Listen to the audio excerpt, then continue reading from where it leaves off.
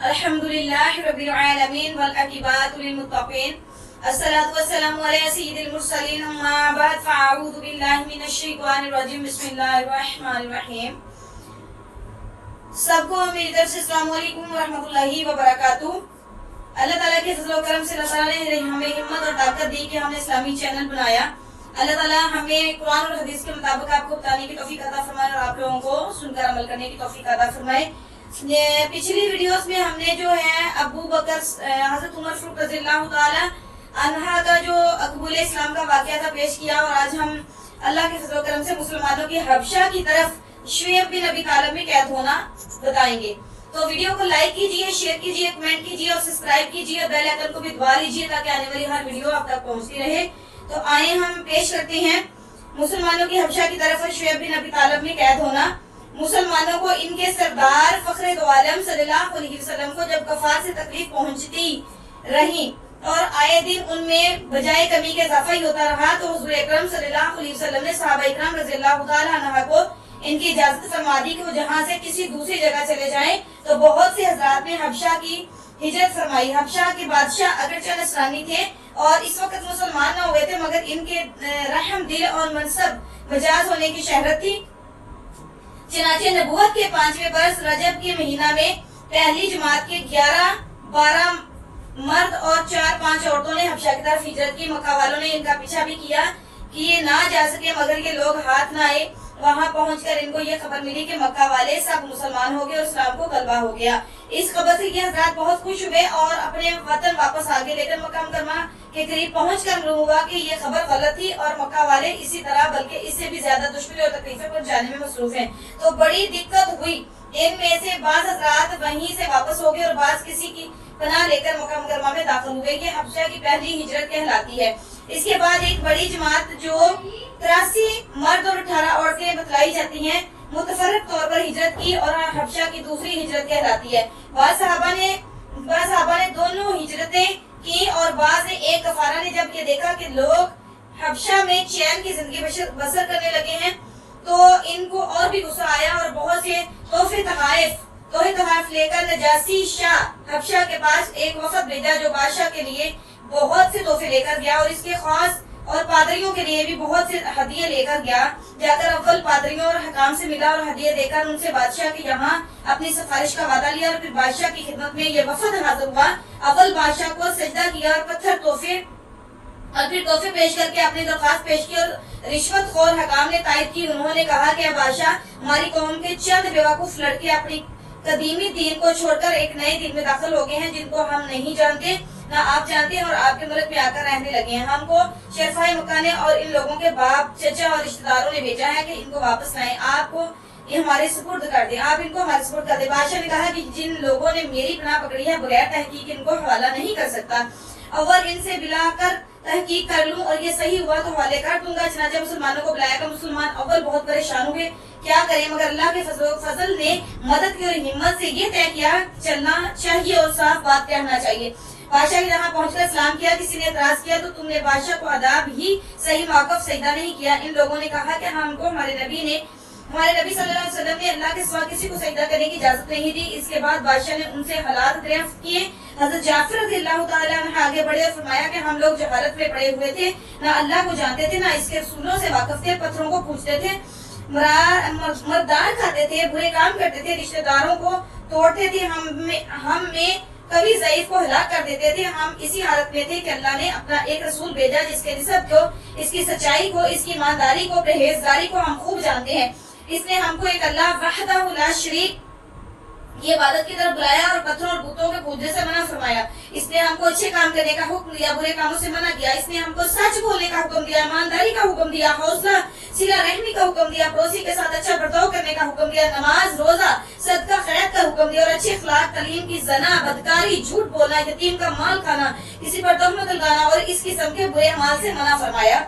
हमको कुरान पाक की तालीम दी, हम पर इस पर ईमान लाए और इसके फरमान की तमील की जिस पर हमारी कौम हमारी दुश्मन होगी और हमको इस तरह सताया। हम लोग मजबूर होकर तुम्हारी पनाह में अपने नबी के इरशाद से आए हैं। बादशाह ने कहा, अच्छा जो कुरान तुम्हारे नबी सल्लल्लाहु अलैहि वसल्लम लेकर आए हैं वो कुछ मुझे सुनाओ। हज़रत जाफर रज़ियल्लाहु ताला अन्हु ने सूरत मरियम की अव्वल आयतें पढ़ी जिसको सुनकर बादशाह भी रो दिया और इसके पादरी भी जो कसरत से मौजूद थे सबके सब इस कदर रोए कि दाढ़ियां तर हो गई। इसके बाद बादशाह ने कहा खुदा की कसम ये कलाम और जो कलाम हजरत मूसा इस्लाम लेकर आए थे एक ही नूर से निकले हैं और इन लोगों से साफ इनकार कर दिया कि मैं इनको तुम्हारे हवाले नहीं कर सकता। वो लोग बड़े परेशान हुए कि बड़ी जिल्लत उठानी पड़ी। आपस में सुलह करके एक शख्स ने कहा कि कल को मैं ऐसी तदबीर करूंगा कि बादशाह की जड़ ही काट दे।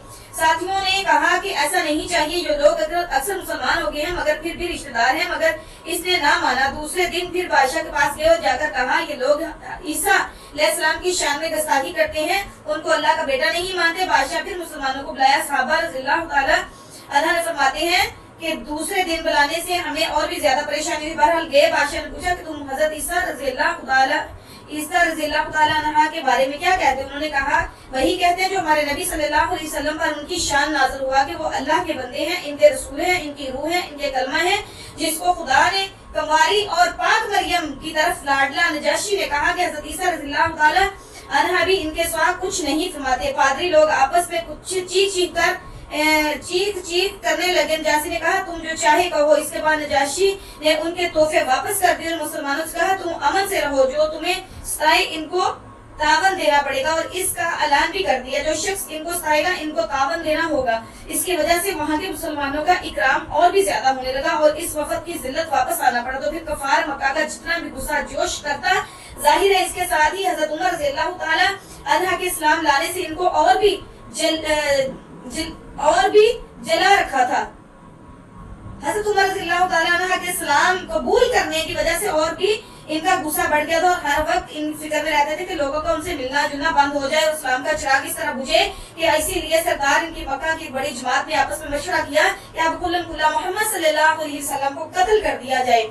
लेकिन कत्ल कर देना भी आसान काम नहीं था, इसलिए बनु हाशिम भी बड़े जिथे और ऊंचे तबका के लोग शुमार थे। वो अगरचे मुसलमान नहीं हुए थे, लेकिन जो मुसलमान नहीं थे वही हुजूर सल्लल्लाहु अलैहि वसल्लम के कातिल हो जाने पर आमादा नहीं थे। इसीलिए इन सब कफार ने मिलकर एक माहिदा किया कि सारे बनु हाशिम और बनु मतलब का बाइकाट किया जाए। ना इनको कोई शख्स अपने पास बैठे दे, ना उनके कोई खरीदारी फरोख्त करे, ना बातचीत करे, ना उनके घर जाए, ना उनको अपने घर में आने दे और इस वक्त तक सुलह न की जाए जब तक वे हुजूर सल्लल्लाहु अलैहि वसल्लम को कत्ल के लिए हवाला न कर दिया जाए। माज़अल्लाह, अल्लाह माफ करे, ये माहदा ज़बानी ही गुफ्तगू पर खत्म नहीं हुआ, बल्कि यकम मुहर्रम 7 नबी को एक माहदा तहरीरी लिख कर बैतुल्लाह में लटकाया गया ताकि हर शख्स इसका एहतराम करे और इसको पूरा करने की कोशिश करे। और इस माहदे की वजह से 3 बरस तक ये सब हज़रात 2 पहाड़ों के दरमियान एक घाटी में नजर बंद रहे कि ना कोई इनसे मिल सकता था, ना किसी से मिल सकते थे, ना मक्का के किसी आदमी से कोई चीज खरीद सकते थे, ना बाहर के आने वाले किसी ताजे से मिल सकते थे। अगर कोई शख्स बाहर निकलता तो पीटा जाता और किसी से जरूरत का इजहार करता